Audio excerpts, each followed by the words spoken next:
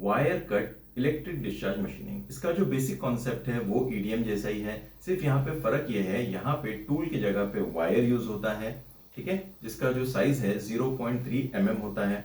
और ये जो वायर है उसको पास होना है वर्क पीस में से ताकि वो मशीन हो सके, इसलिए वर्क पीस में होल होना चाहिए। अगर बाहर से कट करना है तो ठीक है, पेरिफेरी से कट करना है तब ठीक है। और यहाँ पे जो टूल और वर्क पीस जैसे ईडीएम में होता था पूरी तरह से इमर्ज होता था डाइलेक्ट्रिक फ्लूइड में, इसके अंदर पूरी तरह से इमर्ज होने की जरूरत नहीं है। जहाँ पे वायर और वर्क पीस जहाँ पे मशीनिंग हो रहा है वहां पे क्या होता है, डाइलेक्ट्रिक फ्लूइड नोजल से जो है फीड किया जाता रहता है, ठीक है। अब अगर बेसिक प्रिंसिपल की बात करें WEDM की, तो WEDM में होता क्या है, वायर होता है जिसका साइज होता है 0.3 mm, और वायर और वर्क पीस जहाँ पे मशीनिंग होने वाला है तो वर्क पीस और वायर के बीच में एक गैप होता है 0.5 mm का, ठीक है। और ये जो टूल है या वायर है वो कनेक्ट होता है नेगेटिव से तो खुद बन जाता है कैथोड, और वर्क पीस जो कनेक्ट होता है पॉजिटिव से तो खुद बन जाता है एनोड, ठीक है।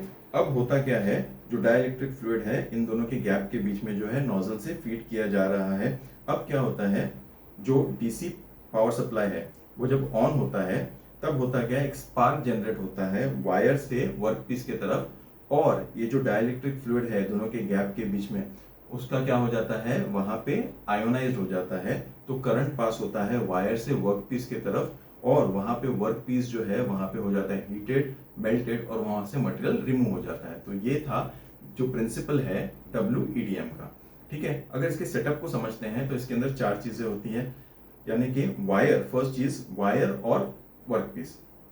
तो वायर और वर्क पीस जो है, वायर जो है जैसे कि हमने पहले ही बात की कि वायर जो है नेगेटिव से कनेक्ट होता है तो खुद बन जाता है कैथोड, और वर्क पीस जो है पॉजिटिव से कनेक्ट हो जाता है तो खुद बन जाता है एनोड। और दोनों के बीच में क्या होता है, वायर और वर्क पीस के बीच में गैप होता है 0.5 mm का, और वायर जो है उसकी साइज होती है 0.3 mm, ठीक है। और होता क्या है, जब पावर सप्लाई डीसी सप्लाई जो है जब वो ऑन होता है तो क्या होता है, स्पार्क जनरेट होता है किसके बीच में, जो वायर है और उसके वर्क पीस के बीच में। तो यहाँ पे करंट की अगर बात करें तो करंट मैक्सिमम जो है 30 एम्पियर का यूज होता है, क्योंकि वायर की जो साइज है छोटी है, इसके लिए करंट का जो मैक्सिमम है वो होता है 30 एम्पियर, ओके।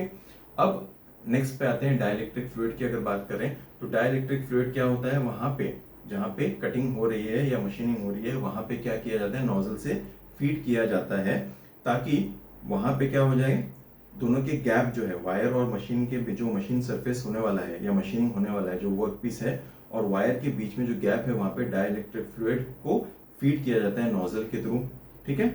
अब ये जो डाइलेक्ट्रिक फ्लूइड है वो एक तरह से कूलेंट का भी काम करता है, ठीक है। और हमने जैसे बात की, जैसे ही डीसी सप्लाई जो है ऑन होता है तब होता क्या है, स्पार्क जनरेट होता है, और ये जो डाइलेक्ट्रिक फ्लूइड जो फीड किया जा रहा है नोजल के थ्रू वो क्या हो जाता है, आयोनाइज हो जाता है और करंट का फ्लो होता है। फिर तीसरी चीज की अगर बात करें तो CNC कंट्रोल सिस्टम, ओके, यहाँ पे यूज होता है, क्योंकि ये जो वर्क पीस है वो है और यहाँ पे वायर जो है पास हो रहा है। अब वायर जो है ऐसे है तो ये वर्क पीस जो है वो क्या होना चाहिए, मूव होना चाहिए ताकि कटिंग हो जाए। तो ये जो वर्क पीस का जो मूवमेंट है वो कौन कंट्रोल करता है, CNC जो है कंट्रोल सिस्टम उसको कंट्रोल करता है, उसको दोनों डायरेक्शन में मूव कर सकता है, ये डायरेक्शन में, ये डायरेक्शन में, और कभी कभी दोनों साथ में, ताकि एक अच्छा सा कॉन्टूर जो हमको बनाना है वो बन सके, ठीक है। और फोर्थ चीज की बात करें तो यहाँ पे वायर फीड मैकेनिज्म भी होता है। अब वायर फीड मैकेनिज्म में होता क्या है, यहाँ पे वायर जो है, अभी जैसे ये वर्क पीस है, अब ये वायर पास होना है तो एक जगह से वायर क्या होगा, फीड होगा, और दूसरी जगह से क्या होगा, वायर टेक होगा। तो जो वायर है जिसका साइज क्या है 0.3 mm, वो एक जगह से जा रहा है और दूसरी जगह से यहाँ पे आ रहा है, तो यहाँ पे क्या है, वायर टेक मैकेनिज्म, यहाँ पे वायर फीड मैकेनिज्म। और इसके अंदर होता क्या है, दोनों के बीच में जैसे जो फीड हो रहा है और यहाँ पे टेक कर रहा है, तो एक तरह से क्या होता है, उसके अंदर एक तरह का खिंचाव होता है जिससे वो क्या हो जाता है, स्ट्रेट होता है ताकि कटिंग जो है प्रॉपर हो सके, ठीक है। और दूसरी बात, जब ये वायर जाता है यहाँ पे कटिंग करता है तब क्या होता है, वो खुद भी डैमेज हो जाता है।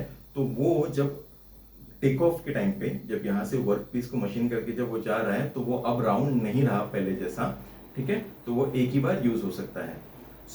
यहाँ से क्या कर रहा है, वायर फीड हो रहा है और यहाँ से क्या हो रहा है, वायर टेक ऑफ हो रहा है। और जो वायर जो टेक ऑफ हो रहा है वो अभी फिर से यूज नहीं हो सकता क्योंकि उसका जो राउंडनेस है वो खत्म हो चुका है, क्योंकि जब वो मशीन कर रहा था तो खुद भी थोड़ा थोड़ा डिस्टॉर्ट हो रहा था। ठीक है, तो ये है ओवरऑल जो है सेटअप है। सो होता क्या है, अब इसको फिर से एक बार देख लेते हैं ओवरऑल। तो वायर जो है 0.3 mm का है, वायर और वर्क पीस के बीच में जो गैप है 0.5 mm का है। डाइलेक्ट्रिक फ्लूइड जो है यहाँ पे फीड किया जाता है नोजल के थ्रू। ये जो वायर है वो कनेक्टेड है नेगेटिव से, तो खुद बन गया कैथोड। वर्क पीस जो है कनेक्टेड है पॉजिटिव से, तो खुद बन गया एनोड। अब होता क्या है, जैसे ही वायर जो डीसी सप्लाई है ऑन किया जाता है तब क्या होता है, एक स्पार्क जनरेट होता है और यहाँ पे क्या हो रहा है, डाइलेक्ट्रिक फ्लूइड जो है फीड हो रहा है नोजल से। तो एक स्पार्क जनरेट होता है वायर से वर्क पीस की तरफ। तो जो डाइलेक्ट्रिक फ्लूइड है वो हो जाता है आयोनाइज्ड। करंट फ्लो होता है जो है वायर से वर्क पीस की तरफ। तो वर्क पीस क्या हो जाता है, हीटेड हो जाता है उस पोर्शन में। तो जब हीटेड हो जाता है तो वो क्या होता है, मेल्ट होता है, मटेरियल रिमूव होता है। तो ऐसे बहुत सारे स्पार्क जो है जनरेट होते हैं और जो डाइलेक्ट्रिक फ्लूइड है आयोनाइज होता है और करंट पास होता है और मटेरियल जो है वो हॉट होता है, मेल्ट होता है, वहां से रिमूव होता है। और डाइलेक्ट्रिक फ्लूइड क्या कर रहा है, एक तरह से कूलेंट का भी काम कर रहा है। और ये जब मशीनिंग हो रहा है तो टेबल का मूवमेंट हो रहा है किसकी वजह से, सीएनसी कंट्रोल सिस्टम की वजह से। तो जो दो डायरेक्शन में जो है मूवमेंट हो सकता है या दोनों मूवमेंट को साथ में भी कर सकते हैं, ताकि अगर कोई कॉन्टूर या प्रॉपर शेप अगर काटना है तो। ठीक है, और यहाँ पे क्या हो रहा है, वायर जो है एक जगह से फीड हो रहा है और दूसरी जगह से टेक ऑफ हो रहा है। बट यहाँ पे क्या हो रहा है, एक तरह से उसके अंदर तनाव है या इसके अंदर जो स्ट्रेच करके रखा हुआ है ताकि वो स्ट्रेट रहे, ताकि कटिंग जो है आसानी से हो सके। ओके, तो ये था WEDM यानी कि wire cut electric discharge machining. Okay, तो ये जो है पूरी तरह से हमने एक्सप्लेन कर दिया है। यहाँ पे हमने पहले देखा है प्रिंसिपल, उसके बाद हमने देखा है उसका सेटअप। इसके अंदर और भी डिटेल में जा सकते हैं, बट ओवरऑल WEDM को समझने के लिए इतना काफी है। और भी हम इसी टॉपिक पे, इससे रिलेटेड टॉपिक पे, इस सब्जेक्ट पे और वीडियोस बनाते रहेंगे। अगर आपको कोई पर्टिकुलर वीडियो चाहिए तो हमें जरूर बताइए। फिर मिलेंगे, गुड बाय। तब तक लाइक कीजिए, कमेंट कीजिए, शेयर कीजिए और सब्सक्राइब कीजिए। Bye bye.